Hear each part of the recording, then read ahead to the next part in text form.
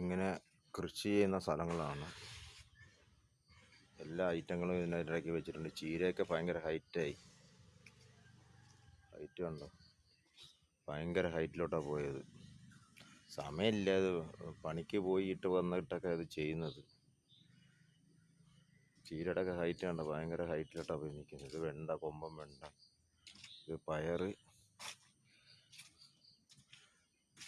Violet പയറുണ്ട്, വെള്ളപ്പയറുണ്ട്.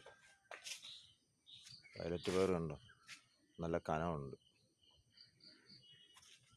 വെള്ളപ്പയർ കണ്ടോ, നല്ല കനമുള്ള പയറാണ്.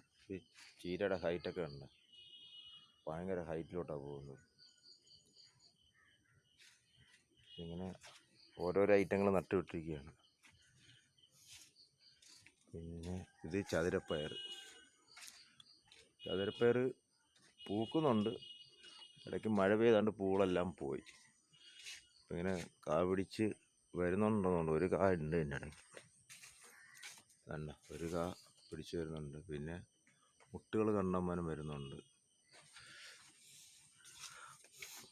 ഇത് നാടൻ മഞ്ഞൾ. ഇത് വെറുതെ നമ്മൾ വളം ഇവിടെ ചാണകപ്പൊടി കൊണ്ടിട്ട് അതിലൊക്കെ ഓരോന്ന് വീണ് കിടന്ന് മുളച്ചതാണ്. പിന്നെ ഇടയ്ക്ക് നോക്കണില്ല, പുഴുക്കള ശല്യങ്ങൾ. ഏറ്റവും കഷ്ടം ഈ പുഴുക്കൾ വരുന്നതാണ്. അവരാണ് ഏറ്റവും വലിയ ശല്യക്കാർ. എങ്ങനെ നോക്കിയാലും ഇതിൻ്റെ ഇടയ്ക്കൂടെയൊക്കെ കയറി വരും. ഇതൊരു ഇഞ്ചിയുടെ മോഡലിലുള്ള മഞ്ഞളാണ്. മഞ്ഞൾ തന്നെ കോട്ടയം സൈഡിലൊക്കെ ഇങ്ങനെ ഇതുണ്ടാവുക. പക്ഷേ ഇതിൻ്റെ മൂട് തോണ്ടുമ്പോൾ എന്ന് പറഞ്ഞാൽ ഇഞ്ചിയുടെ വലുപ്പമായിരിക്കും. ഇത് ചുമന്ന കൂവ.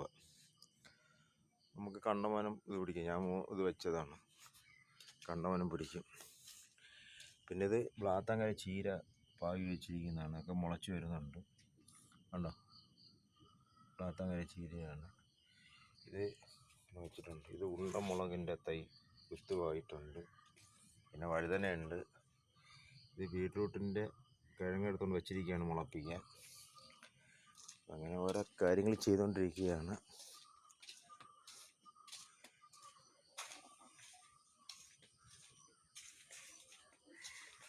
അടുത്ത പുതിയ സ്ഥലം കൃഷി ചെയ്യുന്നുണ്ട് ഞാൻ.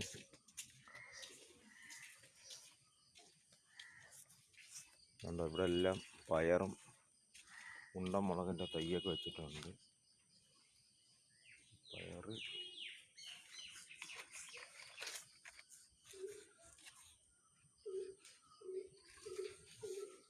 ഇവിടെയൊക്കെ വൃത്തിയാക്കി ഇട്ടിരിക്കുകയാണ് ചെയ്യാൻ വേണ്ടി.